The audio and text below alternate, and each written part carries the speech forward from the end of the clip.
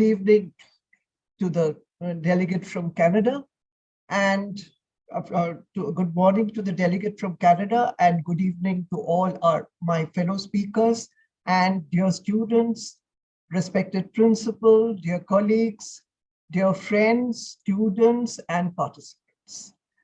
So it's the first thing I would like to say is, as you know by now, the student has just told you, my theme for today is the universal relevance of Shakespeare. Now, as you know, when you talk about Shakespeare, Shakespeare is a vast ocean, a veritable treasure trove. And the question arises right at the beginning, where shall I begin? Where do we begin? And what do we say? There is no end to what can be said, the themes that can be explored, and so on and so forth. So, as a keynote speaker, I thought I'd just keep it simple. I shall just talk about what I, in my title, call the universal relevance of Shakespeare, and what basically I've chosen. Now, what I'm trying to do is basically I've chosen 5 or 6 themes which have struck me during the course of reading his plays. And those themes I shall try to relate to history and building up to the current times also, just to show that Shakespeare is not something that belongs to the past. Shakespeare is around us. Shakespeare is with us. Shakespeare is everybody's across the world, across time and space. So, when we talk about him formally, we say William Shakespeare, immortal bard of Avon, dramatist par excellence, actor, poet, but above all, he's also a student of human nature, of human life. So the question to ask today is he merely a phenomenon that happened hundreds of years ago and now remains fossilized within the pages of a textbook to be studied by those who are delving into this branch of literature? Is he a colonial hangover for us, as many have said? Is he even relevant for us today in this technological world of the 21st century? This is a question which we who participate in the, what shall I call him, an experience called Shakespeare, as teachers, students, readers, must ask ourselves. After all, the measure of a great poet is that he should be able to transcend the barriers of time and space. Once again, the one thing we must remember is that he's a student of human life and human nature. Human character does not change. Society does. Human situations do. But human nature remains more or less constant, manifesting itself according to the time and the place the individual is born into, or at least that is my firm belief. Therefore, let us examine this aspect of Shakespeare, that is taking his plays, looking at him not through the lens of colonialism, but through our own eyes. But first of all, when you study a play, you think of 3 categories of individuals involved in the study. The dramatist who composes the play, the actors who enact it, and the audience or reader who receives it, either on the stage or on the pages of a book. Shakespeare wrote his plays, we are told, primarily for the theatre, which he knew intimately and could therefore mold his work to appeal to all categories of people in the contemporary audience, both of the pit and the gallery. that is the common people in the contemporary audience, as well as the aristocratic and discerning class. Across the barriers of time and space, his plays have lent themselves to be adapted for different societies wherever they have been staged across the world. And later on, as we all know, for the silver screen and the small screen too. For instance, I myself have seen Ophelia, Polonius, Laertes being played by African actors, dark in color. Now, please, this is not a racist slur or anything of the sort. I'm not passing a comment. I'm deliberately saying this. I've seen the jet black face of Othello fill the entire screen with only the whites of his eyes uh, flickering in contrast. That makes it a very striking image. In the play, he's only referred to as the Moor of Venice. And attending a conference in Stratford-on-Avon, the very birthplace of Shakespeare, I've seen bizarre representations of the ugly, evil Richard III with a bunch of balloons tied to his humped back to accentuate the evil. And at the same conference, I've heard African delegates talking of representing Queen Margaret from the same play performing voodoo and African tribal magic on stage. These are just some of the ways his plays may be interpreted across the world. But what we are going to do today is talk about how the reader or audience identifies himself or herself or itself with his plays as we find them in the texts. Do we find an echo of our times wherever and whenever we may look at them? When we trace the development of a Macbeth or a Hamlet, a Rosalind, an Othello or a Prospero, do we find versions of such people around us? I will concentrate on certain aspects of human character portrayed by Shakespeare to dwell upon this question, again, as I see it. For instance, when we speak of a Macbeth, we think of his tragic flaw, his hamartia, his overpowering ambition. Ambition to be king of Scotland drives Macbeth from the heights of glory as, and I quote, Bellona's bridegroom, displaying spectacular bravery, fighting Scotland's enemies in war at the beginning of the play.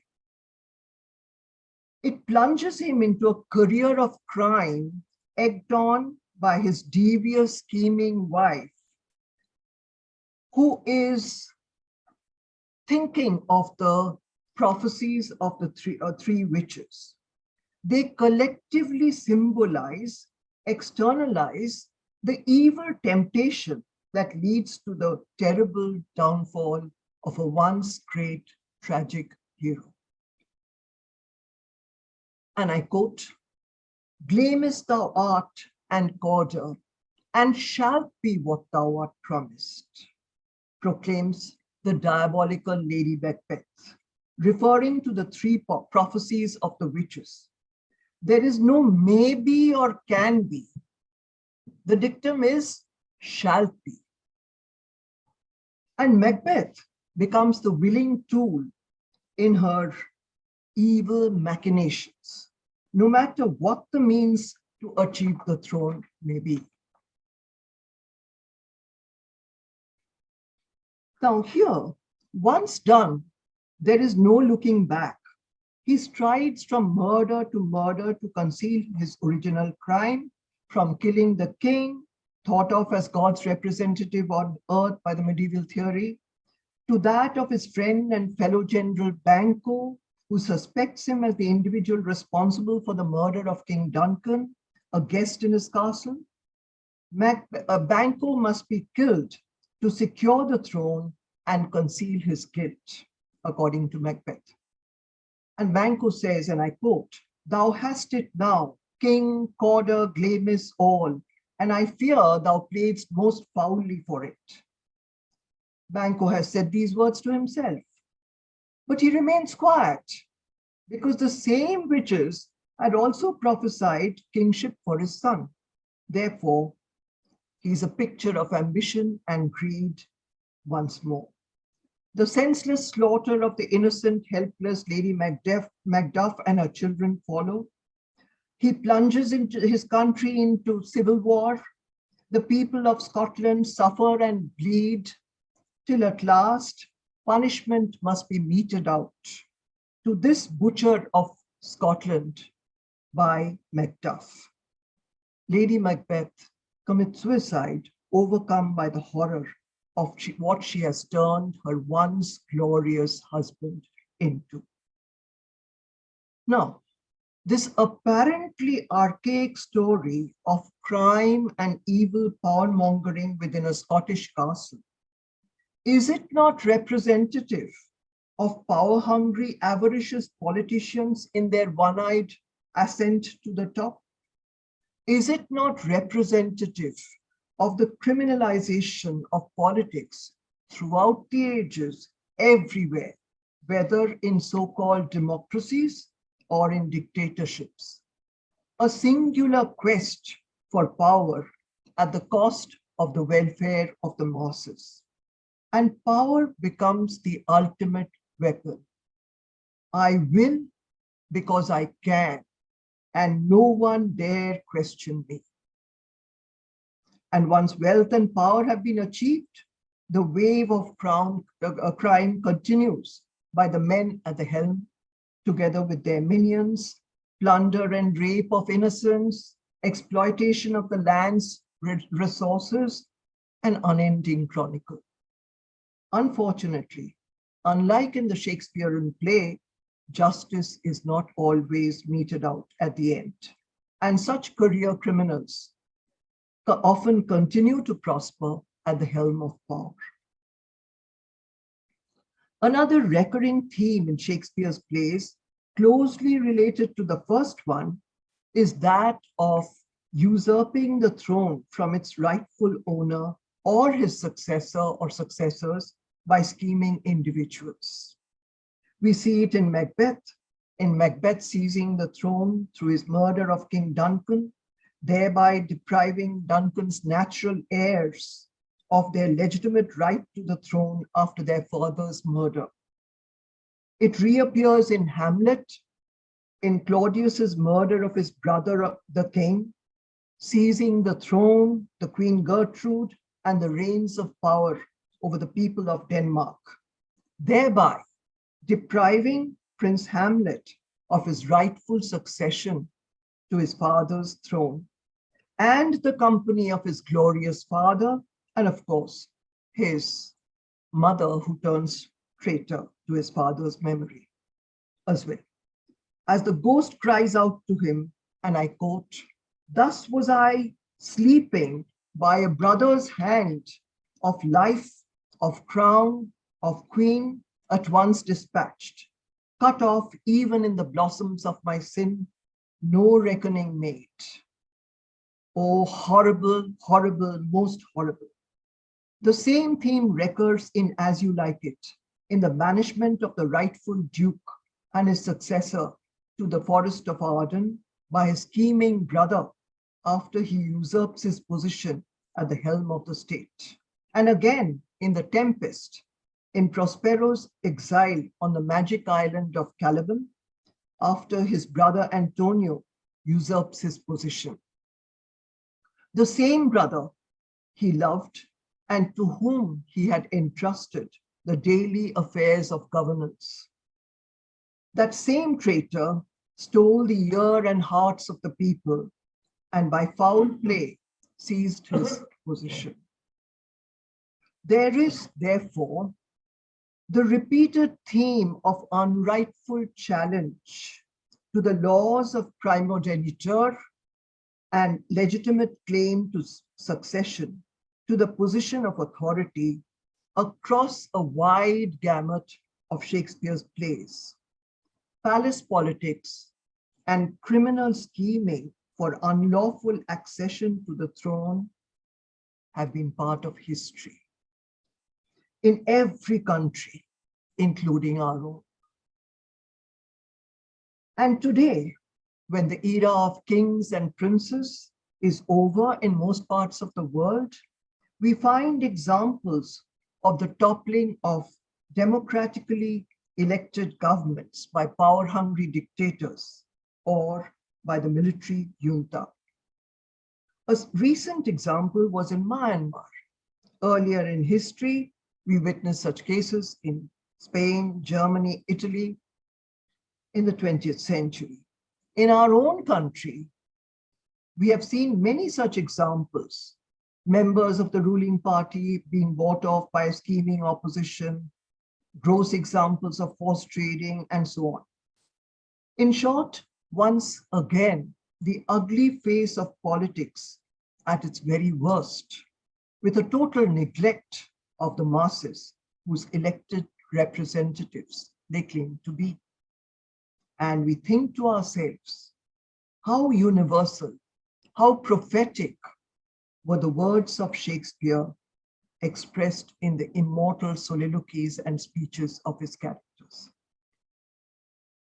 And every day, when newspaper headlines scream at us about the ugly face, the ugly saga of crime and politics, of crime in the business world, of those who hold the destiny of the millions at their mercy, we ask ourselves the simple question, don't they have a conscience? Don't they have a fear of God or whatever higher authority they may believe in? The answer, as you all know, is hard to find. Did Macbeth have a conscience? Did Claudius in Hamlet? Did the fiend-like Lady Macbeth? Or the usurper dupes in As You Like It or The Tempest? This is a question Shakespeare has examined and demonstrated for us through his powerful soliloquies, as I've said earlier, in play after play. When Macbeth asks himself, and I quote, "Is this a dagger I see before me, the handle towards my hand? Come, let me clutch thee. I have thee not, yet see thee still." What is he doing? What is he saying? It is a hallucination. And later on, he sees the same dagger stained with blood. Now, what does this mean? Is it not the product of a fevered imagination? Is it not the product of an overexcited conscience? Is he not saying that there is still a chance to reconsider? But once done, he cries out to himself. Once done, there is no going back. He cries out to himself. Duncan is, after all, a king, God's representative on earth, his relative, his honored guest in his castle, whom he, as the host, should protect with his life, not bear the knife himself. Can he, by any moral standard, be justified in murdering him? But once done, as I've said, there is no return. As he says to himself later, he's so far steeped in the river of blood that returning were as tedious as going over. And hence he launches himself into a career of crime, and we see the tragic downfall of a once great man. And Lady Macbeth, who is his agent provocateur, who provokes and prods her unwilling husband at every step in their murderous path to the crown when he hesitates, who, when Macbeth cries out that not all the waters of all the oceans in the world can wash his hands clean of blood in the murder scene, laughs at him and calls him a coward. She bathes her hands in the blood of the king, claiming prosaically, "A little water clears us of this deed. How easy is it then?" That is Act 1, Scene 5, the murder scene. Much later, the same Lady Macbeth suffers all the burden of guilt and has come full circle in the sleepwalking scene of Act 5, Scene 1. She cries out piteously, "Will these hands never be clean?" attempting to wash her hands over and over again and again. With her heart bursting in remorse, she moans, "Here is the smell of blood still. All the perfumes of Arabia cannot sweeten this little hand. Oh, oh, oh." So great is her sense of guilt that she loses her sanity and eventually dies. In Hamlet, Claudius may not be seen as having a conscience that troubles him till much later in the play, perhaps, when he kneels in prayer, but Hamlet certainly does. When urged by his father's ghost to take revenge on his uncle for his father's ghastly murder and his loss of kingdom, crown, and queen, he hesitates. For Claudius, usurper and murderer though he may be, is still the king and his own kith and kin. The treacherous Queen Gertrude, who abandoned his dear father's memory and quickly wore the crown of queenship by marrying his uncle, is after all his mother. Does he, Hamlet, despite the apparent righteousness of the act and the urging by his father's ghost, really have the moral authority to commit regicide, murder of the king, or matricide, that of his mother? That is the essence. If you take it in one way, there is another way to take the soliloquy, but I am interpreting it for my convenience here in this way. To be or not to be, that is the question.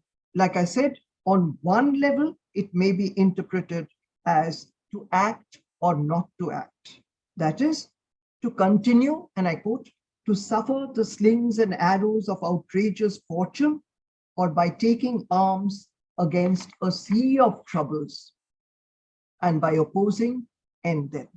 Hamlet hesitates through 5 whole acts, though his hesitation indirectly leads to the loss of several lives before he can eventually kill the usurper king in the last act just before his own death. Therefore, from another perspective, I would like to ask the question. It may be said of him, the question I will ask after stating this point, it may be said of him that if an overactive conscience and a possible sense of guilt hang over one when corrective, restorative steps need to be taken for the greater good in a wrongful situation, as in the case of Hamlet, should one act or should not one act for the reinstatement of balance and the rightful order? This is the logical end, after all, the restoration of balance in Shakespeare's tragedies, and it cannot be achieved, or at least is irrevocably delayed, by Hamlet. This leads us to the overwhelming question: is the moral code for the common man and for the ruler who has to commit many such violations of the moral code for the greater good be the same? Well, the answer is yours to make. Having considered the question of the criminalization of politics and the moral codes of those at the helm of the country, let us now pass on to another predominant issue which we observe in Shakespeare's plays: the alienation and ostracism of the outsider, of those who do not fit the norm of a given society, its racial, religious, and behavioral profile. In doing so, we move from the tragedies of Macbeth and Hamlet to Othello, the Moor of Venice. Othello's tragedy according to me, is fundamentally that of outsiderness. As a dark-skinned Moor from the north of Africa, he is an alien, a misfit in the white Christian society of medieval Europe. Yet he has been valorized by the Duke because of his bravery, his glorious courage against the enemies of the state, and given a very high position. Yet, despite his dark skin, his apparently alien status, he is loved by the supremely beautiful Desdemona, who could have had her pick of any of, and I quote, the wealthy, curled darlings of the nation, unquote. Therefore, when the evil, fiendish Iago sets out to destroy him by causelessly provoking Othello's jealousy, his overpowering jealousy, leading to his murder of the innocent Desdemona and his own self-destruction, we have often called it the motiveless malignity of Iago.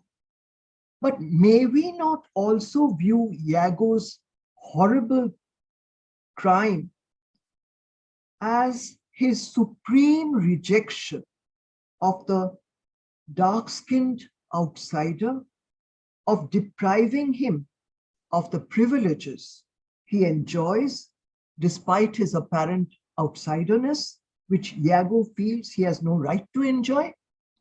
As he says to Roderigo about poisoning Othello's joy by all methods, and I quote, "Make after him, poison his delight, proclaim him in the streets, incense her kinsman," meaning Desdemona, "and though he in a fertile climate dwell, plague him with flies, though that his joy be joy, yet throw such vexation on it as it may lose some color."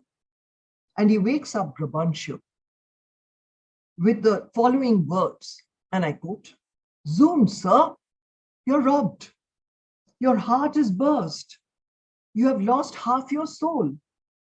Even now, very now, an old black ram is topping your white ewe." And he refers to Othello as black devil, Barbary horse, and so on. Viewing this example of alienation and outsiderness from more recent historical contexts, we have examples of white racial supremacy from many countries of the Western world with a sordid past of slavery, import and trading of black slaves from Africa, and the cruel exploitation of such labor on their plantations.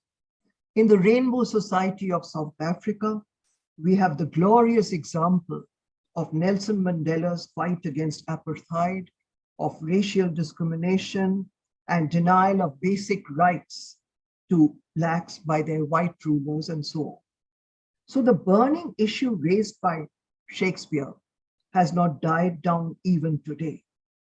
Attacks against dark-skinned people by white supremacists still continue, even by the so-called keepers of the law. And again, talking of outsiderness, we have Shakespeare's classic example of Shylock, the Jew of the Merchant of Venice, the very symbol of discrimination against religious minorities, of the outsider who violates the normative balance of the Christian society of medieval Europe. Shakespeare does project him as a miserly, money-lending Jew, heartlessly demanding his pound of flesh from Antonio. And Antonio is saved, of course, by Portia, her impassioned address, and so on and so forth. Justice is apparently served, and the villain punished. And Shylock ends up losing both his dearest possessions, his daughter Jessica to her Christian lover, and his beloved ducats. On the other hand, Shakespeare does cast a sympathetic glance at the tragedy of the alienation and deprivation of Shylock, who has lost his all. Speaking in the voice of all persecuted Jews, Shylock cries out, and I quote, I am a Jew. Hath not a Jew eyes? Hath not a Jew hands, organs, discrimination, senses, affections, passions, etc., as a Christian has? If you prick us, do we not bleed? If you tickle us, do we not laugh? If you poison us, do we not die? And if you wrong us, shall we not revenge? If a Jew wrongs a Christian takes revenge. And should not the Jew be the same?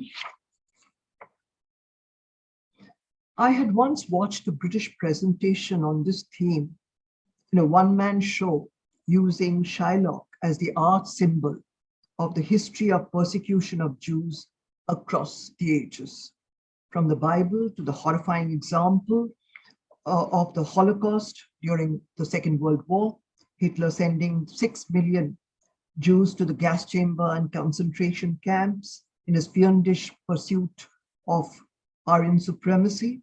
And we may extend this by taking Shylock as the classic example of the persecution of all religious minorities in countries across the world, including our own, even today in the 21st century.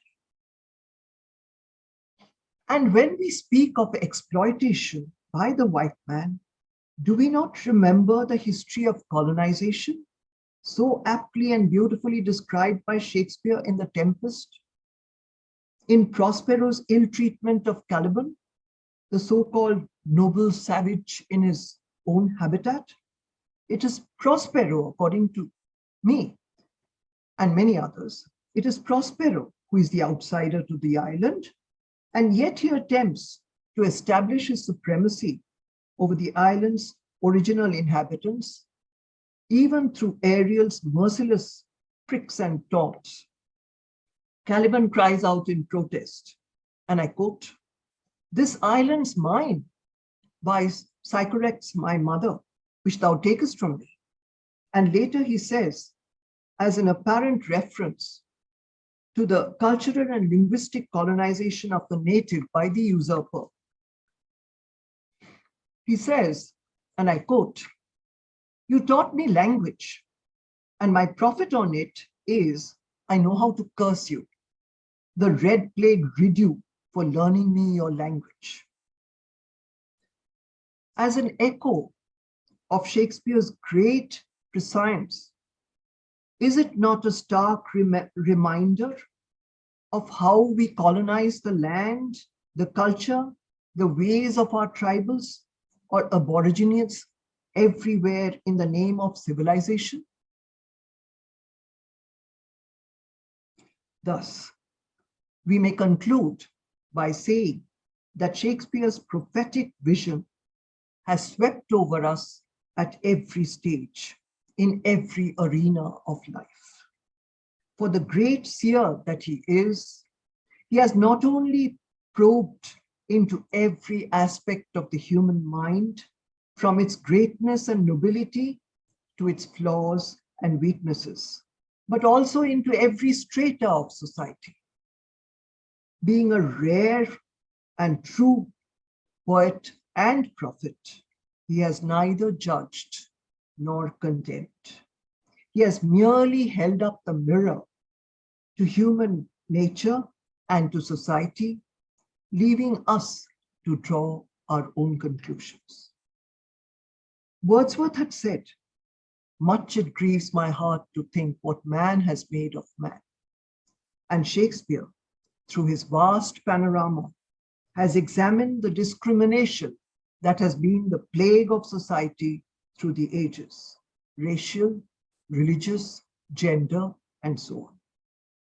When a Rosalind in male clothing becomes the protector of a weaker cousin Celia in the Forest of Arden, or a Portia on Nerissa is forced to adopt a male disguise to put up a powerful legal fight in the law court, Do we not hear echoes of the same in our own times, even in our own times, of women fighting discrimination and exploitation in patriarchal societies?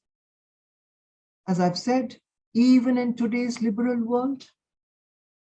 Thus, whether we call him colonial or archaic or not, the Bard of Avon remains relevant to this day.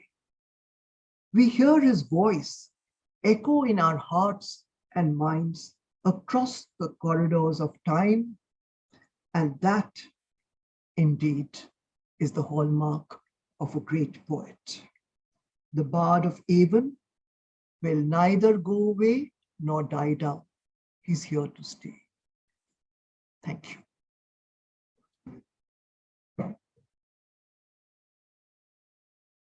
I'd like to begin by thanking SEPC College for inviting me to deliver this talk. I'd like to thank Dr. Konur in particular, and I'm very happy to see that the students of the college are taking care of all the proceedings of this evening's program so skillfully. I'm also happy that my co-speakers, Dr. Chakraborty and Dr. Pentland, are here, although I'm sure it's very early in the morning for Dr. Pentland, so really appreciate you joining us. Okay, the title of my paper is Shakespeare in India, Globalization, Transnationalism, Cultural Appropriation. Now, just a few words before I launch into my paper. You know, the pleasure of teaching Shakespeare, I think, should not be taken as a given. It should be related to the location of the students and the teacher. Shakespeare should not be presented as a universal genius, equally intelligible to all cultures and all times. A close look at the text is crucial and cannot be substituted for anything else. But I think teachers can use local stage and screen adaptations to make Shakespeare a little more accessible to the student, and thereby also acquaint the student with current trends in Shakespeare scholarship, be it post-colonial Shakespeare, Shakespeare and gender studies, race studies, film studies, performance studies, etc. So the critical terms that I have chosen for my talk are globalization, transnationalism, and cultural appropriation. And my primary text will be two recent Indian cinematic adaptations of Shakespeare: Srijit Mukherjee's Zulfikar, an adaptation of Julius Caesar and Antony and Cleopatra, 2016, and Bornila Chatterjee's The Hungry, an adaptation of Titus Andronicus, 2017. I shall begin with a brief discussion of globalization and then go on to transnationalism. There are two ways of looking at globalization. One as a phenomenon that brings the world closer through trade and technology and makes it more comprehensible. The other as a phenomenon that disunites, accentuates inequity and disparity, and erases local and indigenous cultures and reduces all to the lowest possible denominator.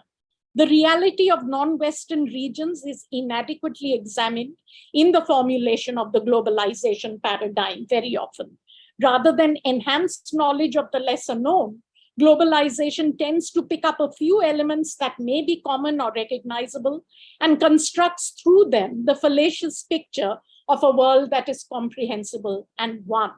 More dangerously, globalization promotes what Sachidanandan calls cultural amnesia, in that it encourages a spirit of false association with the unfamiliar, the global, and a dissociation from the hitherto familiar, indigenous or local. Similarly, there are two ways of looking at appropriation. There is one school of thought that damns cultural appropriation as a dishonest, disrespectful, and glib taking over of another, possibly a minority culture, against its will by a dominant culture. There is another that does not see appropriation as merely a one-way street, an opposition between dominant and minority voices, in which the latter are invariably victimized and silenced.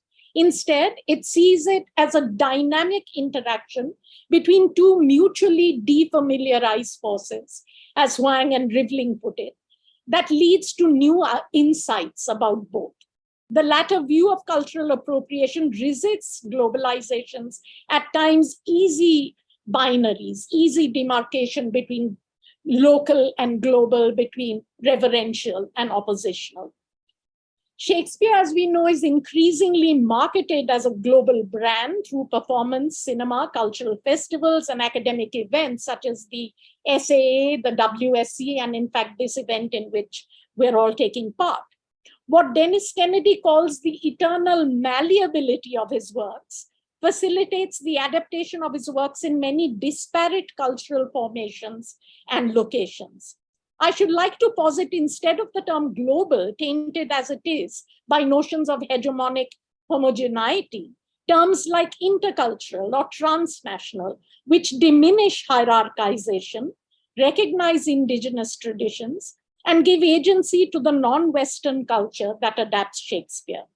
While Kennedy is averse to the term intercultural versus global vis-a-vis Shakespeare performance, as intercultural performance includes material, and I quote, that is not fully within the cultural competence of the attending audience, end quote, I see the deliberate stepping out of one's comfort zone that intercultural Shakespeare necessitates, an enabling counterpoint to the easy assimilation of all things Shakespeare under the umbrella terms of global and universal.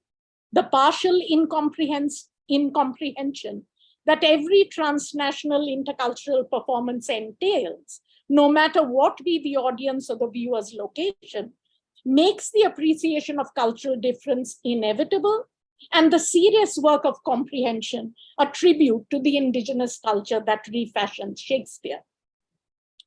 So too with the cultural appropriation of Shakespeare. Cultural appropriation destabilizes the notion of a global Shakespeare where everything is comfortably recognizable and easily assimilated.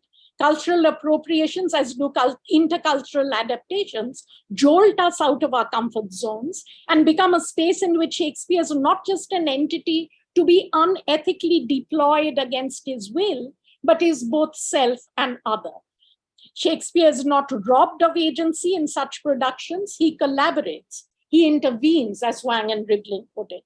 Appropriation thereby becomes a transformational force. Moreover, cultural appropriations, by definition, talk about the workings of power, about opposition between minority and majority, about dominance, struggle, and submission.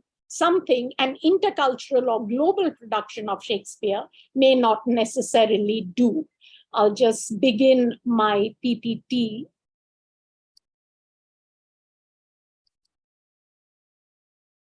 Is it visible? Yes, madam. Okay, great. So this is just the title page, right? So Zulfikar, Srijit Mukherjee's films are mainstream commercial films and also box office hits. With his first film, Autograph 2010, Mukherjee crafted the thinking person's commercial cinema in the story of a has-been actor who's offered the role of a lifetime, no doubt a nod to Satyajit Ray's Nayak. The film initiated his long collaboration with reigning Bengali superstar Prosenjit Chatterjee, Baishe Sravan, 22nd Sravan or 22nd August, a game of wits between two police officers while solving a series of murders, and Chotushkon, Four Cornered, 2014, four interlinked short stories unraveling a murder, successfully combined the dual cinematic idioms of the commercial and the new wave. So his films are a part of middle cinema, Bengali cinema combining elements of commercial cinema and realistic film. He writes his own scripts, has won multiple awards for his work, including national awards. In Zulfikar 2016, Mukherjee treads new ground. His film is a combination of two Shakespeare plays, Julius Caesar and Antony and Cleopatra. Both these plays deal with Roman history and have as their main source Plutarch's Lives of the Noble Greeks and Romans, or Parallel Lives, as it's sometimes called, 1st century AD, translated into English by Thomas North in 1579. The figures of ancient Romans and Egyptians are transplanted by Mukherjee to contemporary Kolkata, to seedy Muslim neighborhoods inhabited by smuggling gangs that rule the Khidirpur docks. This is contemporary Kolkata ruled by what he calls the Bengal Syndicate. Mukherjee makes the syndicate an organization that works out of the Khidirpur docks and engages in smuggling. However, in Kolkata, the real Bengal Syndicate is known for illegal real estate deals and collusion between members of the ruling party, the Trinamool Congress, in the news for all the wrong reasons recently, and real estate contractors and businessmen exposed by the collapse of the in construction Vivekananda Road flyover in March 2016 that led to 50 deaths just a few months before the release of Zulfikar. In Mukherjee's film, the syndicate is equivalent to the Roman Senate in Shakespeare's play. No individual can be larger than the whole organization. If there is such an individual, he or she must die. In this tightly knit band of brothers, women are mere accessories, as they are for the most part in Julius Caesar. The charismatic Zulfikar Ahmed, Julius Caesar, Prosenjit Chatterjee, is first among equals. He's a gangster and a smuggler, but he draws the line at engaging in drug dealing or terrorism. He works hard to improve the lot of the poor in his locality. As Caesar refused the crown 3 times, so Zulfikar refuses the offer of a ticket in the state elections for MLAs in Bengal. The gang includes men of different faiths, so typical of Kolkata's liberal attitude towards religion. Zulfikar's band includes his trusted friend Bashir, Brutus, Kaushik Sen, who's a staunch nationalist and cannot tolerate any terrorism against the nation state. It includes the Hindu, pan-chewing, safari suit-clad, slimy backstabber Kashinath Kundu, Cassius, Dishu Sengupta, who's tired of playing second fiddle, envies Zulfikar and plots his murder, and Theno Bablu, Eno Babas, Kanchan Mollik, who switches sides and loyalties from Zulfikar to Kashinath to Akhtar without batting an eyelid. Kashinath convinces Bashir to join the group plotting Zulfikar's murder by planting false evidence to suggest that Zulfikar is letting terrorists into the country. Srijit Mukherjee splits the character of Mark Antony into 2. The speech-impaired, brawny Markaz Ali, Dev, represents Mark Antony the soldier, and the Christian Tony Sebastian, Parambroto Chatterjee, with his dreadlocks, his swinging cross pendant, and his hip English, represents Mark Antony the wily orator. Both have active love interests, so the reputation of Mark Antony as the legendary lover is represented by both. Mukherjee says that the character traits of Mark Antony and Julius Caesar are different from those in Antony and Cleopatra, so he felt justified in splitting the character into 2. This is an interview with the Hindustan Times. Markaz and Tony are inseparable childhood friends. Tony often translates Markaz's sign language for others. Cleopatra becomes the widowed Rani Talapatra, Nusrat Jahan, the owner of the Blue Nile bar. She and Markaz are lovers, but when Zulfikar helps pay her debts, she becomes his mistress. Calpurnia, Caesar's wife, who had had nightmares about the evil to befall him in Shakespeare's Julius Caesar, here becomes Zulfikar's wife, Karishma Pauli Dam, who snorts cocaine, cowers in her bedroom, and sees visions of burning men and tigers walking the streets of Kolkata. The incidents reported by Calpurnia to Caesar in an effort to dissuade him from going to the capital are here embodied. A lioness hath whelped in the streets, and graves have yawned and yielded up their dead. Fierce, fiery warriors fight upon the clouds which drizzle blood upon the capital. The figure of Octavius Caesar is represented by Zulfikar's nephew Akhtar Ahmed, Ankush Hazra, who initially seems to be the usual clean-shaven, innocuous, guitar-strumming young man without a care in the world. But after his uncle's murder, he transforms into a wily, behind-the-scenes conspirator who successfully plots the end not just of those members of the syndicate who killed his uncle, but even those who were loyal to Zulfikar, Markaz, Tony, and Rani. He wants to remain the sole leader of the syndicate with no rival in sight. Srijit Mukherjee carefully alters Akhtar's appearance in the course of the film. He grows a beard, lines his eyes with surma, dresses in Indian clothes rather than Western ones, and increasingly resembles his uncle, at least physically. Akhtar conspires with Chino Babu so that Markaz comes to see a video recording of Rani embracing Akhtar. Markaz blows his own brains out. Rani later sits in a bathtub full of water and wraps electrical wires around her arm, shades of Shakespeare's Cleopatra taking the asp to her breast. Another arresting visual is the meeting between Bashir and Zulfikar's ghost in a dream sequence set in verdant mountainous pastures near a riverbed. Caesar's ghost had come to Brutus to tell him that he would see him at Philippi, which is where Brutus is defeated and killed by the forces of Mark Antony and Octavius Caesar. This is one of the few scenes in the film in which we leave the cloistered and claustrophobic environs of the city. Now, the point of any successful adaptation is that the adaptation must stand on its own as an organic text. Fidelity to the source text is less important than the creation of a new and credible work of art. The capturing of the spirit or ethos of the source text is far more crucial than a mechanical reproduction of the source text in a new setting. Unfortunately, Zulfikar falls in the category of a lifeless adaptation. In Mukherjee's film, the dovetailing of the plot and characters with Shakespeare's plays is unnecessary.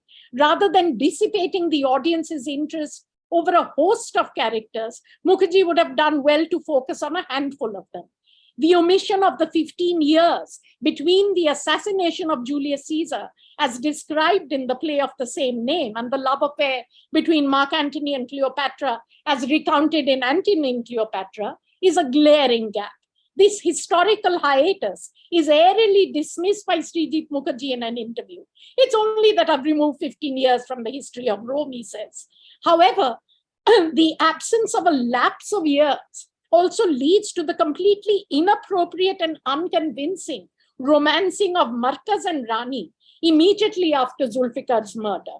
More importantly, Rani and Markaz are not two middle-aged lovers who deepen and complexify the notion of love, as do Shakespeare's Antony and Cleopatra, but two figures who seem to be closer to Romeo and Juliet in age and temperament. Shakespeare has portrayed Antony and Cleopatra as two individuals with a strong sense of self, who occasionally see even their love as a threat to their unique selfhood. They are unashamedly carnal. They bicker like alley cats. They continuously resist idealization of the emotion they experience, which is in its own way complex and genuine.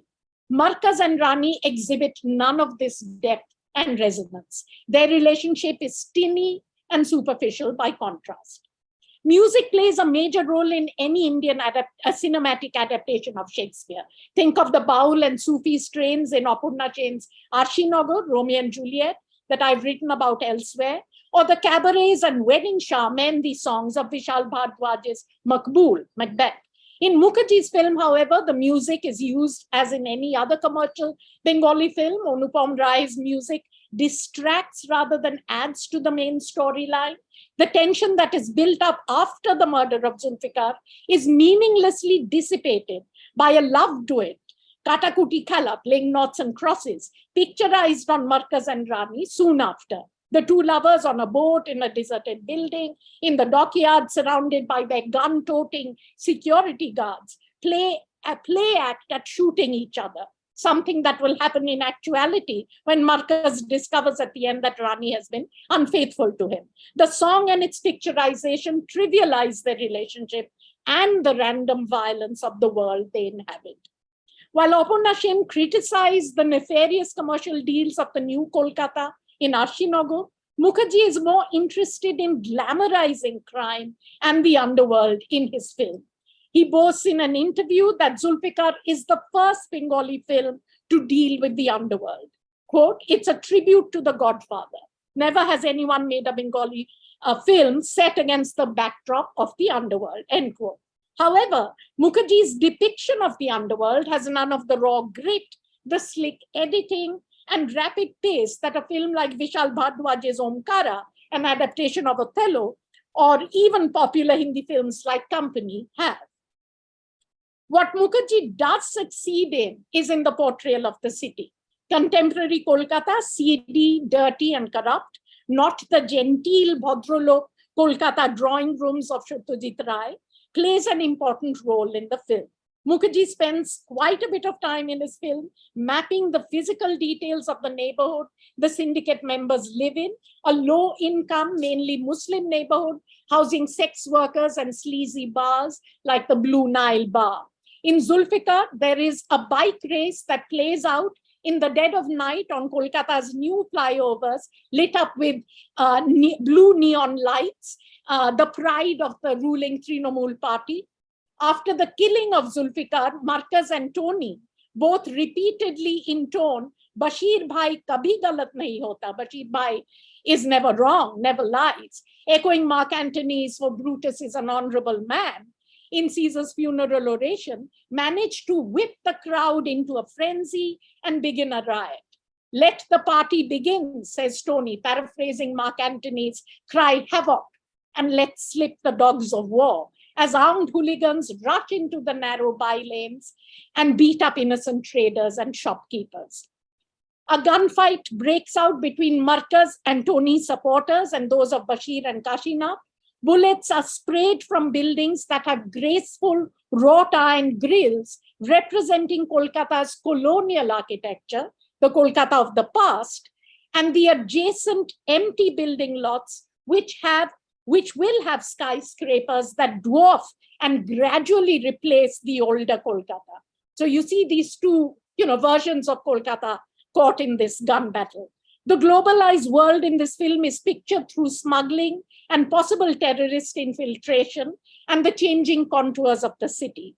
Sadly, the continuous harking back to the local and the regional as a counterbalance to the harmful homogenizing powers of globalization as evoked in Aparna Sen's film Ashinagar is here nowhere present.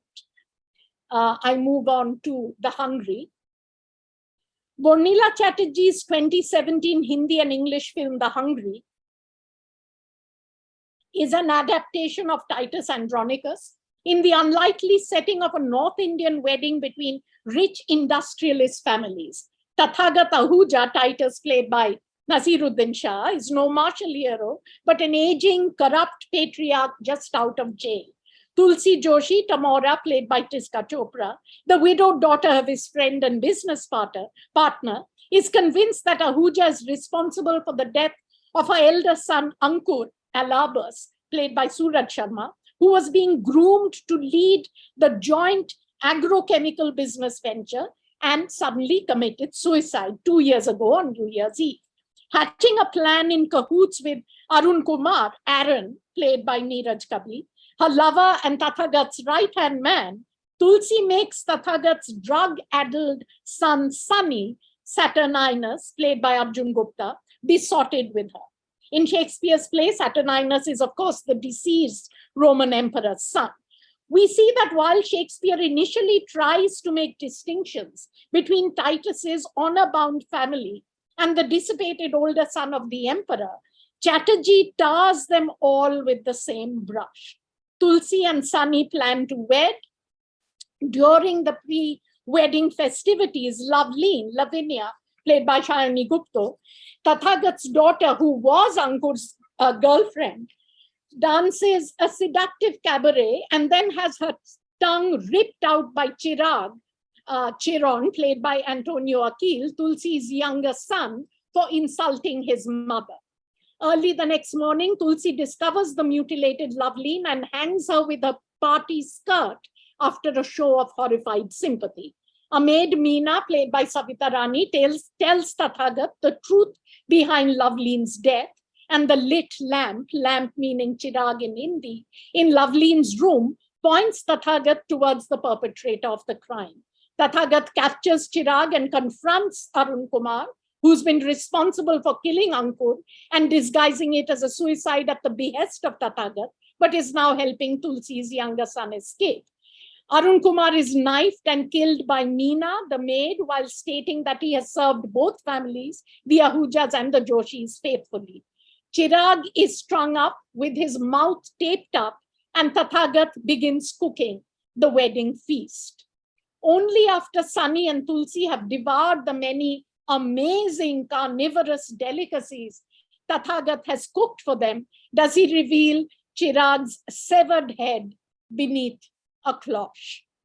Tathagat inexplicably knifes Sunny, saying that this is what Tulsi had wanted. She tried to kill Sunny earlier with poison disguised as cocaine, but had failed. As Tathagat tells Tulsi that the two of them are kindred spirits, Tulsi shoots him dead.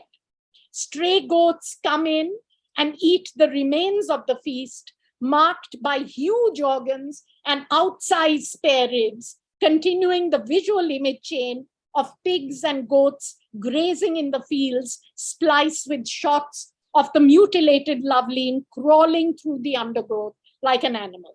Humans and animals are allied in hunger and greed, but in acts of wanton cruelty, even cannibalism, humans stand alone. The circle of feeding on what you have given birth to is given a parable-like dimension. The film is remote both from contemporary India and from Shakespeare. Along with the trappings of a big fat Hindu wedding, the band, the horse to carry the groom, the marigold garlands, the smearing of turmeric paste on the bride and the groom, a morning ritual of a Hindu wedding, all become an absurdity in light of the discovery of Loveleen's hanging shortly before, an event that would surely have cancelled a wedding in any family. The spoiled rich kids spouting expletives in American accents, Lavinia dancing a cabaret in front of her father and other family members and friends, characters switching sexual partners, Sunny snorting cocaine. None of this really elicits either sympathy or admiration or even empathy. The exception, Ankur, with his dream of a new India, free of corruption, has his life snuffed out very early on in the film because he wants to expose political corruption and corrupt business deals. The other young people belong to an elite class remote from the realities of the Indian everyday and are completely self-absorbed. I'll just stop the screen sharing. So the film, I argue, has none of the solemnity that one associates with a tragedy. This comes in part from the sense of a larger world and issues with which the protagonist must battle. Instead of the concept of Roman honor, we have parties and corrupt deals between businessmen and politicians in a society saturated with vice. Arresting characterization, too, is absent.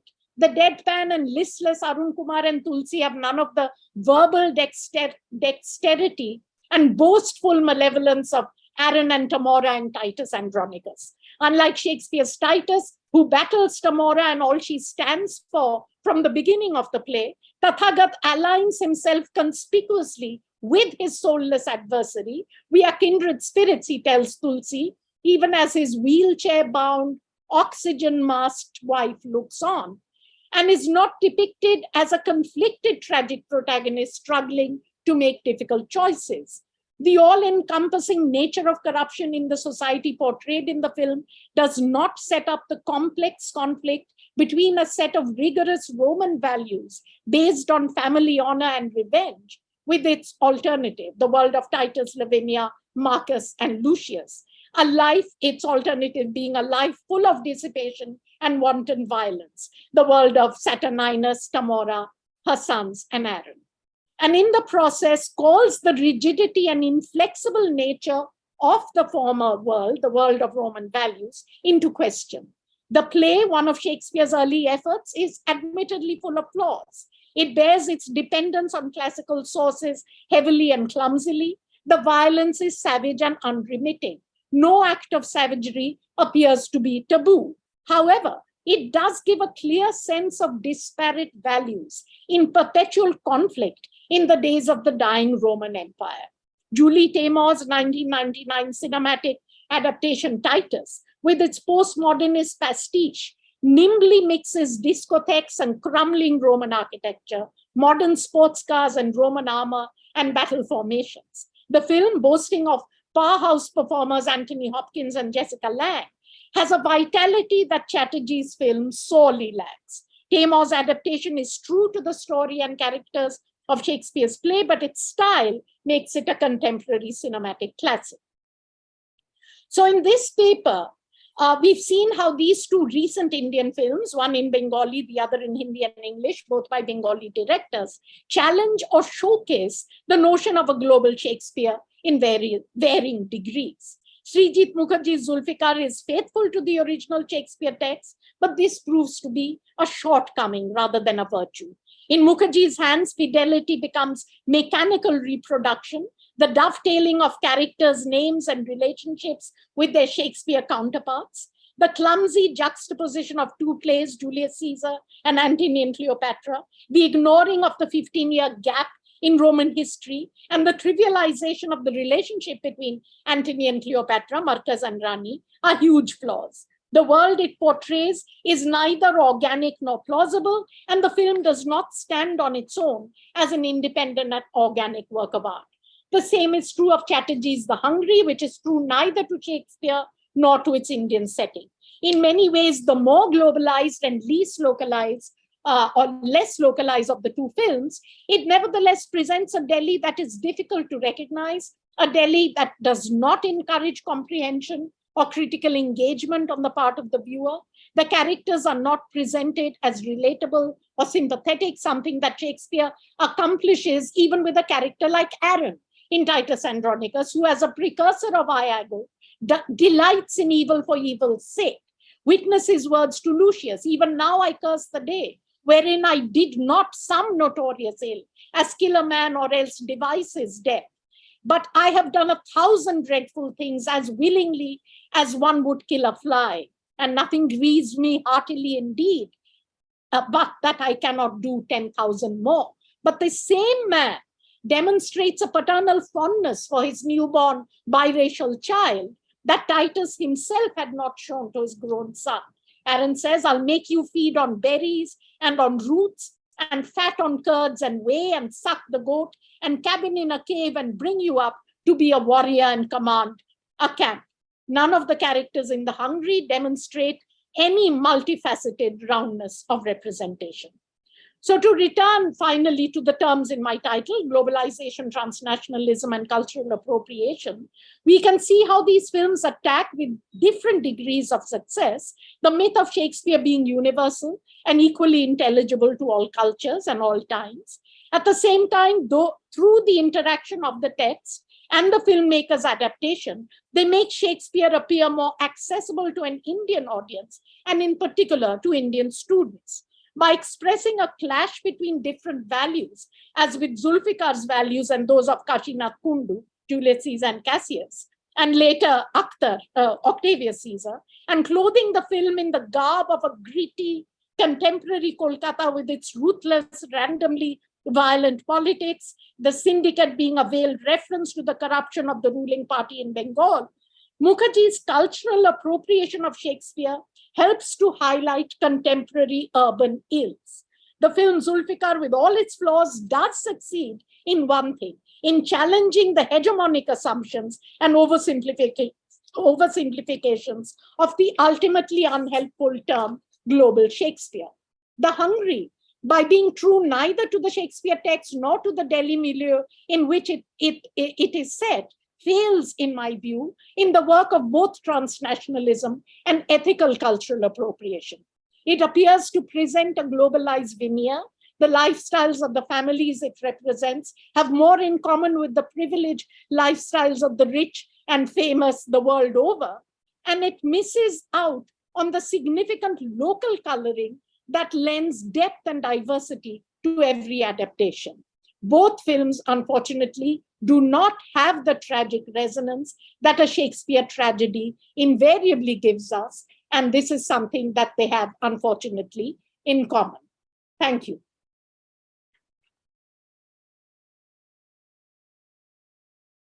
And I would like to extend my thanks to my gracious hosts at the SEDC, to Professor Darepa Konur for organizing this event, and to my fellow speakers for their fascinating talks this morning. I've already learned a great deal from both the previous speakers, and I look forward to exploring the films in particular that Professor Panja has discussed. I come to you today as a teacher of Shakespeare at York University, which is one of Canada's largest universities. We have a student body of, I think, over 23,000 students just in the Faculty of Liberal Arts and Professional Studies, and about 55,000 students overall. We are the third largest campus or university in Canada, and we are located in the Greater Toronto area, which is Canada's largest city and one of its most culturally diverse regions as well. So I'm going to be thinking today about what it means to teach Shakespeare in this context. And I'm going to be talking about the three ways that I teach Shakespeare. I teach a third-year undergraduate course, which is an introduction to Shakespeare's works. I teach a fourth-year undergraduate course on adaptations of Shakespeare and a graduate course on global Shakespeare that also looks at adaptations and appropriations of Shakespeare. Outside of the university, I also lead a seminar at the Stratford Festival each summer, which is organized by a community group of avid theater goers who have been attending the Stratford Festivals for sometimes decades and engaging with the plays and the productions there.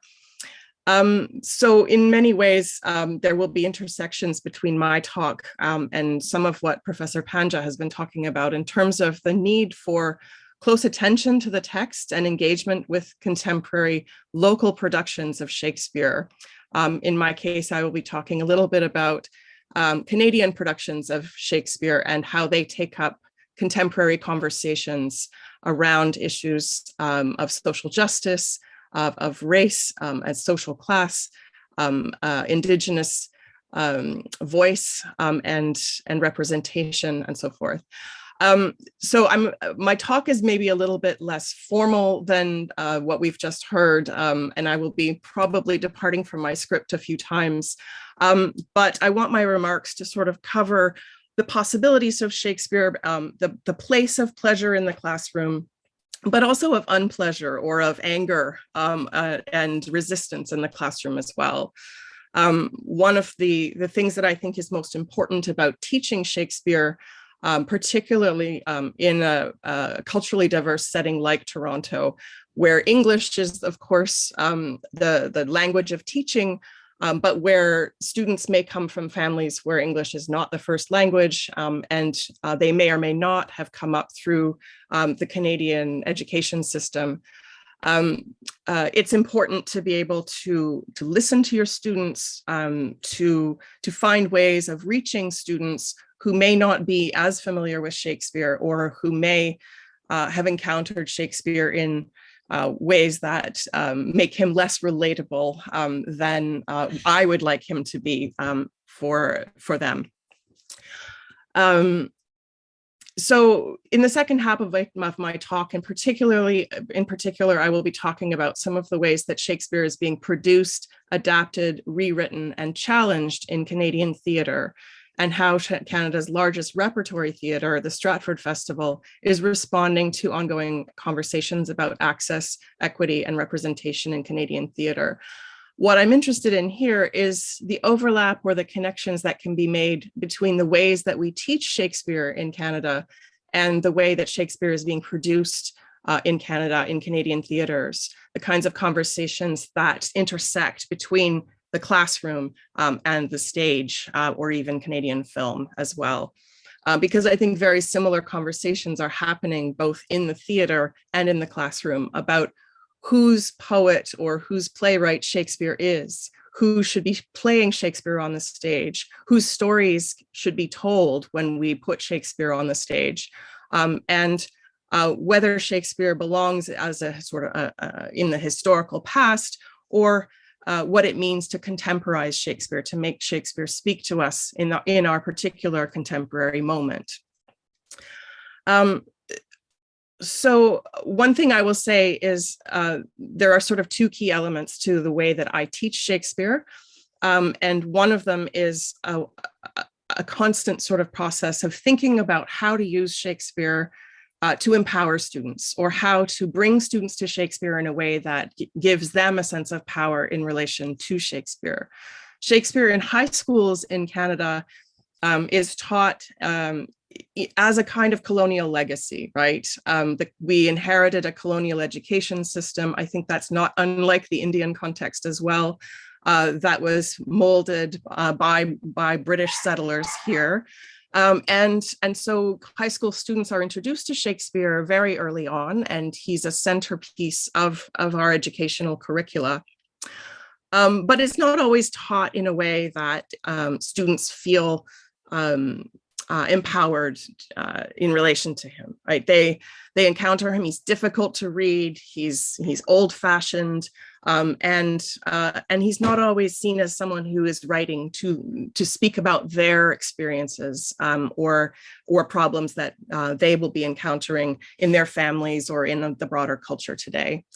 So how do we, at the university level, encourage students to think beyond their sort of learned reverence for Shakespeare, this idea that Shakespeare is a universal poet or the most brilliant poet who ever wrote in the English language? Some of that is a colonial sort of inheritance, right? This reverence for the English tradition of literature and for the plays and the poet who seem to be a sort of founding father of that tradition. How do we move students beyond that learned reverence for Shakespeare and encourage them to engage critically with his works and to challenge some of his the representations that we find in his plays? Sometimes this is accomplished through pleasure. I take great pleasure in reading Shakespeare, in thinking about Shakespeare, and in introducing the unexpected elements of Shakespeare to students who probably know plays like Hamlet, plays like Macbeth, possibly a play like Othello, but they've never encountered Titus Andronicus. They may never have read a play like As You Like It, or The Winter's Tale. They've probably not encountered The Tempest before either. And so introducing them to new plays and sharing with them the problems that Shakespeare is encountering that Shakespeare is addressing in his plays and engaging in his plays is one way to get students excited about it. Finding the humor in Shakespeare, finding the ironies in Shakespeare, the dramatic ironies or the social ironies and so forth, the situational ones. So I take great pleasure, and I think that pleasure translates into an enthusiasm in the classroom, and students very quickly pick up that enthusiasm and respond positively to it. But this isn't always the case. Some students are troubled by Shakespeare. They are troubled by what they find in Shakespeare, particularly in plays like Othello or The Tempest. And this is particularly true in North America, in light of events, the events of the last 2 to 3 years. Just as the pandemic put us out of the classroom and into a sort of remote world of teaching, very important conversations came to the fore around race and racial inequalities and anti-Black racism in North America, particularly following the murder of George Floyd by police officers in the United States. The Black Lives Matter movement has put tremendous pressure on North Americans to really take stock of the cultural attitudes that have oppressed Black people, both in the US and here in Canada. At the same time, the discovery of hundreds, indeed now thousands of unmarked graves at Canadian residential schools across Canada, a legacy of the 19th century, but schools that were active well into the 20th century, some of which only closed their doors in 1997, so at the end of this last century. The discovery of these graves has really provoked an important reckoning in Canadian culture, a recognition that the colonial inheritance, if you want, of Canada is marked by real violence and genocidal policies toward our Indigenous peoples, the original peoples of this part of the world. So we've really had to think hard about whose stories we're telling and why we're telling these stories here in Canada, who gets to tell stories, who gets to play those parts, and who gets to be seen on Canadian stages or heard in Canadian classrooms. And Shakespeare, in this particular moment, is a challenging presence for many of my students. And some of his plays provoke not just pleasure, but anger.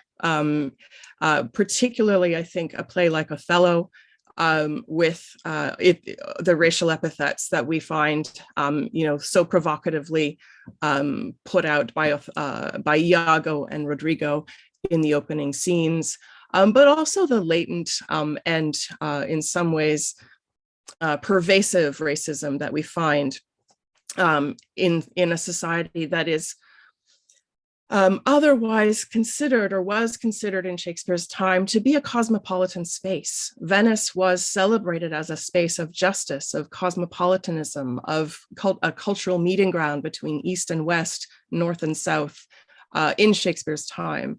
And even a place as celebrated as Venice has its problems and has its fragility when it comes to questions of race, questions of gender, and so forth. Students today cannot read Othello without thinking about the most recent conversations in Canadian culture, though. So to treat Othello simply as an historical artifact, to try to set Shakespeare's play in its original context and try to evoke the conversations that Shakespeare wanted us to have or wanted his audiences to have, is only to do part of the work that needs to be done in classrooms today. We also need to think about what Shakespeare means for students and for readers and for audiences at today's moment, right, as part of today's cultural conversations.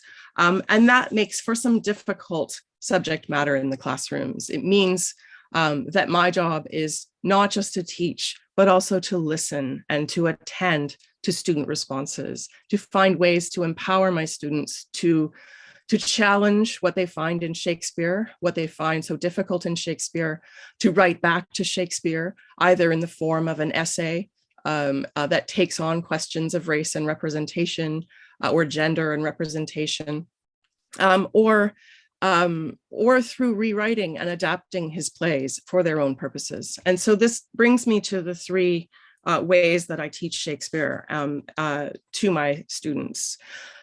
And I'll also say, just as to develop the context here, Toronto, or the Greater Toronto area, is, I think I said a moment ago, Canada's largest city or popular region, and it's the most culturally diverse city in Canada. English is a second language for more than 49% of people living in this part of the country. And this is a region with a population of more than 6 million people. There's something like 180 different languages spoken in the Greater Toronto area, so just to give you a sense of just how culturally diverse we are. My students come from many different backgrounds, and about 10% of my students, or 10% of students in my faculty, I should say, are international students, many of them coming from China, from India, and from other parts of the world. Moreover, many of my students are first-generation Canadians, and many live at home in multi-generational families, and so forth. So this is the context for thinking about Shakespeare and the way that Shakespeare speaks to us in Canada today. I should also say that at York University, English literature, creative writing, and theater are all traditional areas of strength in our academic programs. And many of today's leading actors, playwrights, directors, and other creative professionals are products of our university's training. Many of my students are also future teachers, and this is another reason why Shakespeare matters and why it matters how you teach Shakespeare.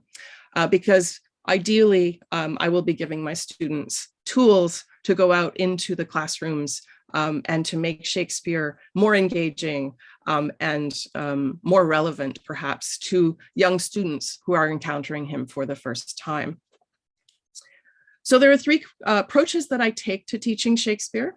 The first is the one I use in my introductory course, which is a third-year large lecture course that develops Shakespeare's plays in their historical context. So I try to talk about the theatrical context, the social context for Shakespeare's plays, the larger political context of England and Europe at the time, Shakespeare's awareness of other cultures when he sets his plays further afield, and so forth.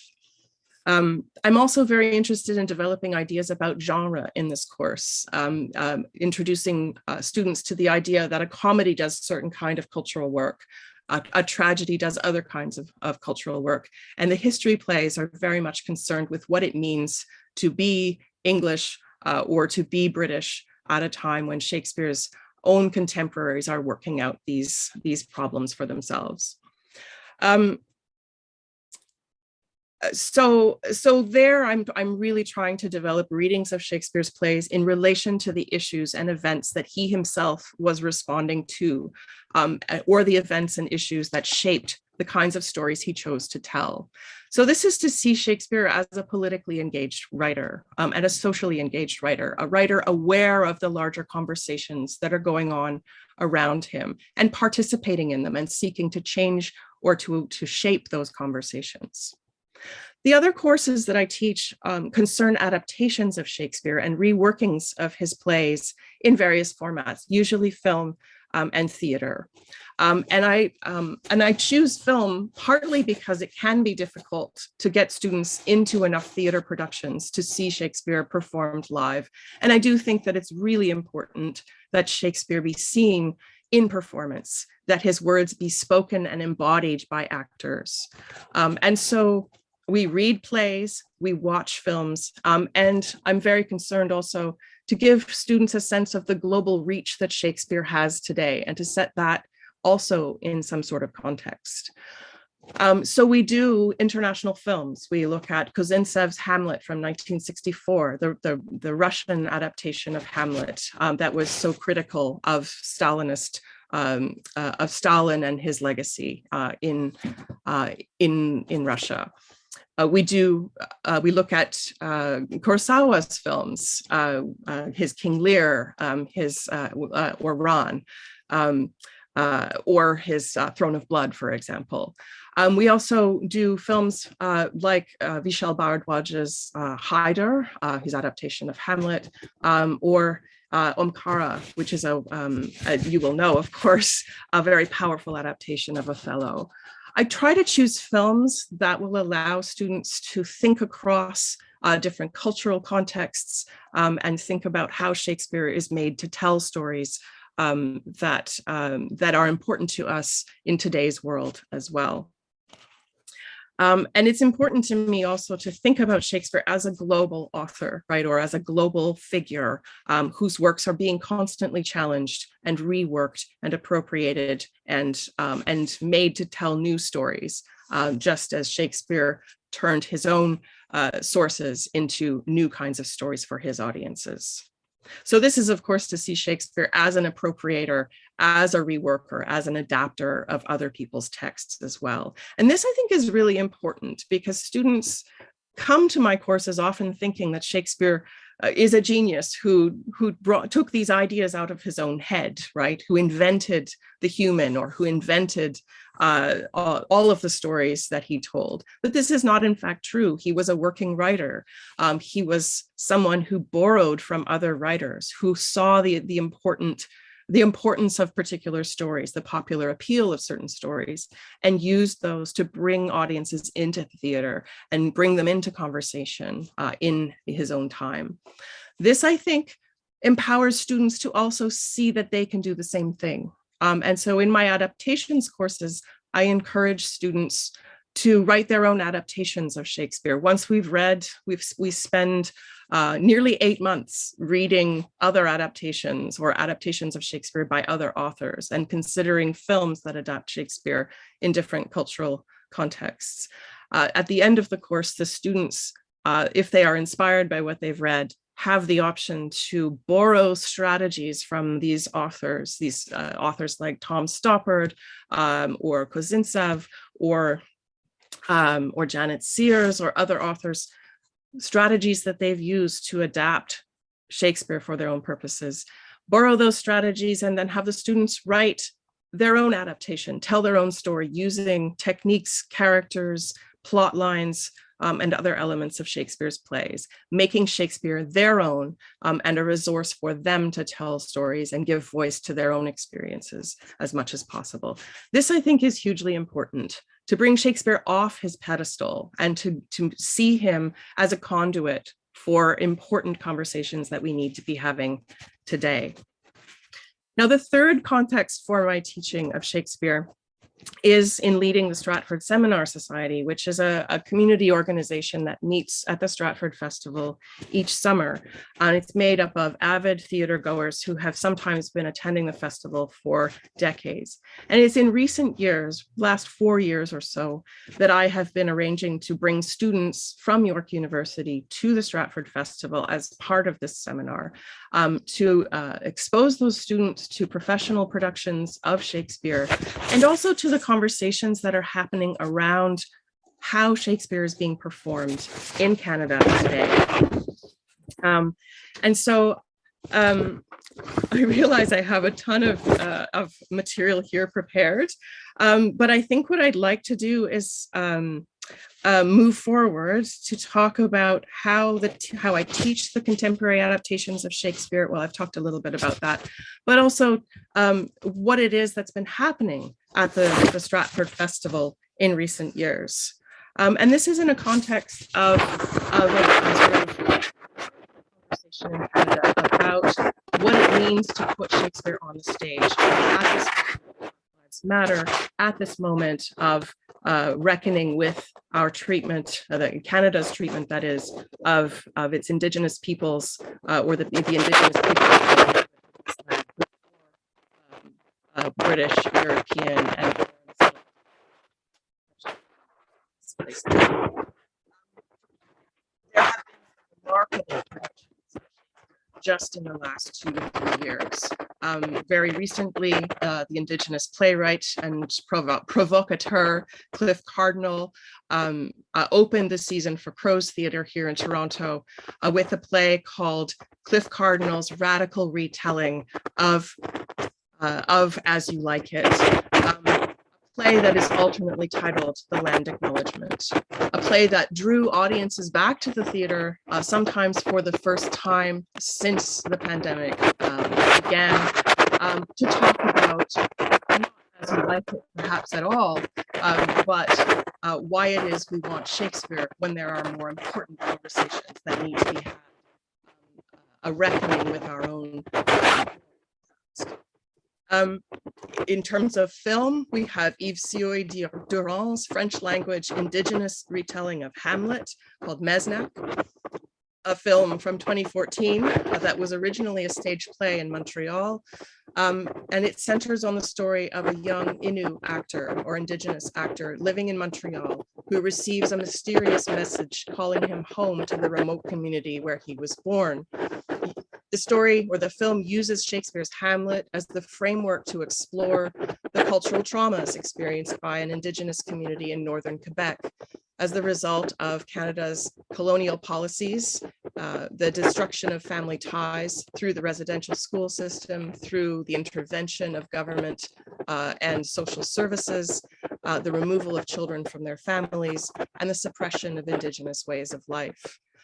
It is a very powerful film. It's not easy to access, unfortunately, and it's only available in French, which makes it sometimes difficult for my students, though I'm able to translate for them.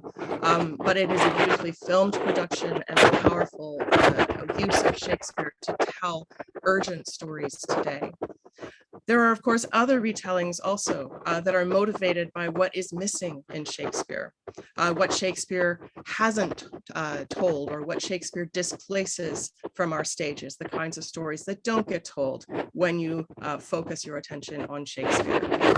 Janet Sears's Harlem Duet, for example, is a powerful retelling of Othello that places at the center of the play the story of Billy, a young Black woman whose husband, Othello, or he or him, is leaving her for a white woman named Mona. So it's a rethinking of Shakespeare's Othello that takes up the civil rights movements, issues of representation in the theater, and the question of whose voices are heard when we think about Shakespeare, who gets to play those parts, whose stories get told.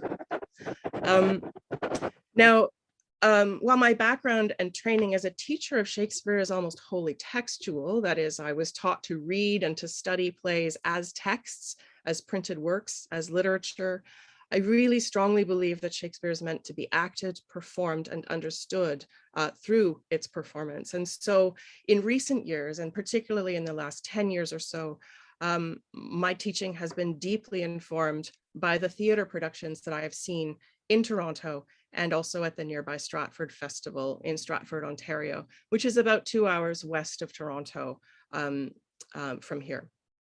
These are not the only influences, to be sure. My conversations with other Shakespeare scholars and exposure to the world of global Shakespeare on film and in performance at major conferences or through major conferences in particular, has taught me also a great deal about how Shakespeare is used to tell these stories, and has brought me into conversation with a great many researchers and productions that I would never otherwise have known about. For the remainder of this talk then, and I realize I'm running perhaps a little bit long, I'll just say a few words about the Stratford Festival itself and how I think it has inspired my teaching and how it may be engaging students, my students, in ongoing conversations around what's happening in Shakespeare and how Shakespeare should be taught. Shakespeare and theater, I think, should not just hold a mirror up to nature, as Hamlet says, but it should also show us an image of ourselves. For the plays to move us, we need to see, and that is recognize, something of ourselves in them. This could be a situation, a character, a line of verse that offers clarity or insight into something we've experienced or are experiencing. And Shakespeare's language and his characters need to come alive for us in order for this to happen. We see this, of course, in Shakespeare's own plays, meditations on this in Hamlet, in A Midsummer Night's Dream, especially, and elsewhere, where we watch audiences watching his plays or watching plays within the plays. And relating to the characters or not relating to the characters, finding their own stories on the stage in front of them or not. We need those stories to be available to us and to help us navigate and make sense of our own stories. But this doesn't always happen. And his words can do harm. Othello, for example, is one of those plays where I find increasingly I have to figure out how to help students address the harmful words at the beginning of the play in order to engage with the force of this tragedy, to understand that Shakespeare's not endorsing the harm that Iago and Rodrigo are doing with their language at the beginning of the play, but that the play is in fact indicting the attitudes that empower characters like Iago. So there's a lot of responsibility in teaching Shakespeare, just as there is for theater companies and directors producing Shakespeare's plays for audiences today. In recent years, changing practices at Canada's largest repertory theater company, the Stratford Festival, have become more and more visible for audiences. These are changes that are happening both behind the scenes and on the festival stages. They're most visible, I think, for audiences in the ways that plays are being cast, the kinds of experiments with casting that directors have been increasingly engaging with for their plays. What we've seen is an increased gender balance across Stratford's stages. That means plays that are being written and directed by women, as well as plays where women are increasingly being cast in men's parts as well as women's parts. Now, this is not a universal practice, so some plays maintain a certain imbalance This year's Richard III, for example, works powerfully to show us the gender imbalances in the play. And so it perhaps makes less sense to try to cross-gender cast a play like Richard III, where that gender imbalance is so important to the story. Nevertheless, we have smaller characters like Tyrrell being played by female actors in this year's production. Other productions in the past have experimented with different kinds of cross-gendered casting. This year's production of Hamlet features a Black woman, playing the lead role of Hamlet.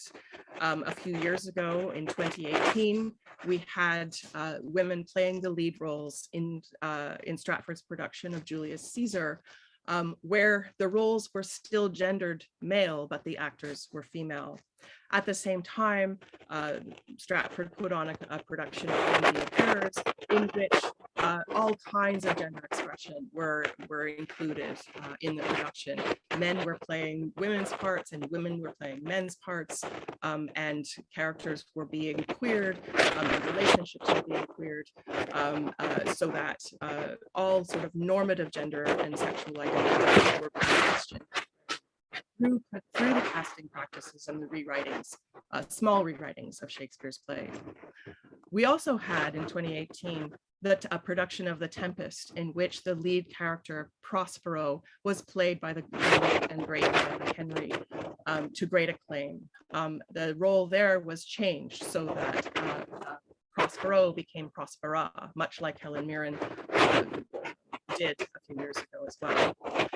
The rest of the play remained largely intact, and the play treated was a sort of farewell, or almost an actor's farewell, a celebration of Martha Henry's great legacy at the Stratford Festival. I'll move forward. There's not, I have other examples, of course, to talk about, and then I'll bring this talk to a close because I'm mindful that I'm running a bit late.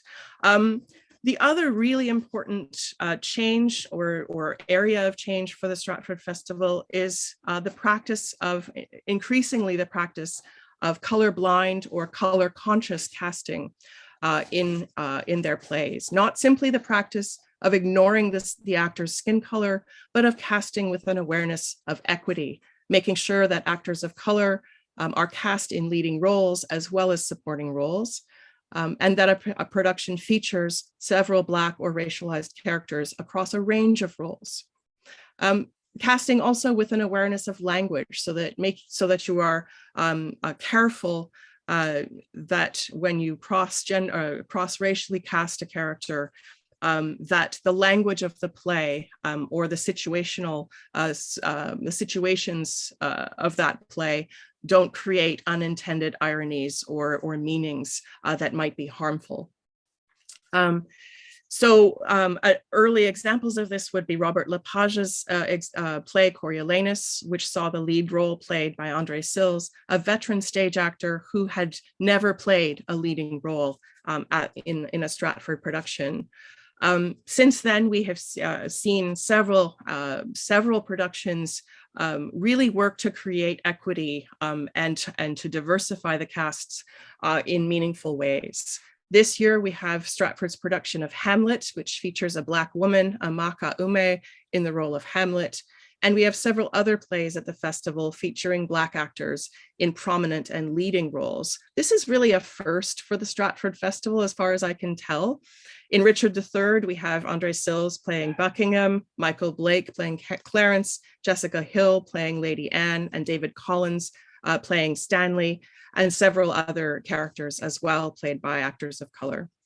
Many of the same actors appear in this year's critically acclaimed production of All's Well That Ends Well, where Jessica Hill plays the lead role of Helen, Jordan Hall plays Bertram, Andre Sills plays Lavache, and Michael Blake plays Dumaine. And there are, again, other Black actors playing supporting roles in that play. Hamlet also features other Black actors in supporting roles.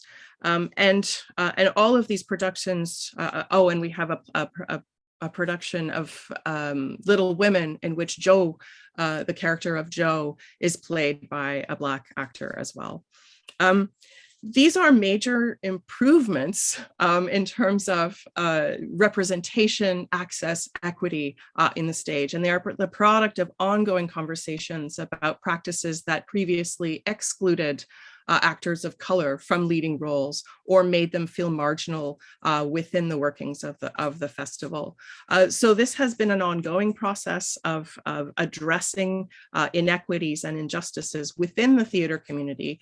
And it's an effort also to reach out to audiences that have perhaps traditionally seen Shakespeare as the preserve of a white cultural elite in Canada.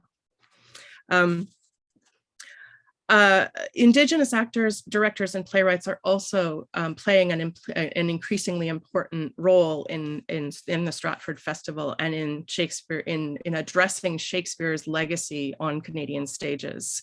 And I'll close with this example. Last year's season, which was the first after the pandemic struck, featured an all-Indigenous production of Thompson Highway's The Res Sisters, which is a classic Indigenous play in Canada. It's not a Shakespearean play, but it signaled, the Stratford's intentions to make sure that Indigenous voices were being heard on Canada's largest stage, and that Indigenous directors and playwrights would be given a voice there in particular. This year, Indigenous actors have played several important parts, including a lead role in a new play called Hamlet 911 by Anne-Marie MacDonald, who's well known here as an activist, a novelist, an actor, and a playwright. Similarly, in next week, a play by Janie Lauzon and Caitlin Reardon, two Indigenous playwrights and actors, is opening on Stratford stages. The play is called 1939, and it's about a student production of All's Well That Ends Well at a fictional residential school in Northern Ontario during the time of King George VI. The play is being rehearsed in anticipation that the king will be visiting the residential school. And in this play, an English teacher's rigid ideas, I quote, of how Shakespeare should be performed are challenged as her Indigenous school students start finding parallels between themselves and the characters in the play. And far from letting themselves be defined by colonial expectations, they set out to make Shakespeare's bittersweet comedy defiant. Now, in many ways, I can't wait to see this production. It's a brand new play, and I hope to go and see it in October. But this play is a perfect example of what I am trying to teach my students to think about when it comes to Shakespeare. This practice of appropriating Shakespeare, finding your own place in Shakespeare, finding connections between yourself and the play, whether that's a character, whether that's a speech, whether that's a situational source of identification, and then thinking about how Shakespeare's plays can be made to tell other kinds of stories, your own story or another person's story, stories that are urgently needed today. And making Shakespeare very much your own. That is what the cast and the writers and the director of Stratford's 1939 are talking about, and it's exactly the kind of practice that I try to instill in my own classroom. It's very difficult today to teach Shakespeare well, and it means, above all, paying attention to the conversations that are going on through and with and in relation to Shakespeare in our particular local contexts and also more globally. I will close my talk there. I thank you so much for your attention this morning and your patience, and many thanks to my hosts and my fellow speakers this morning.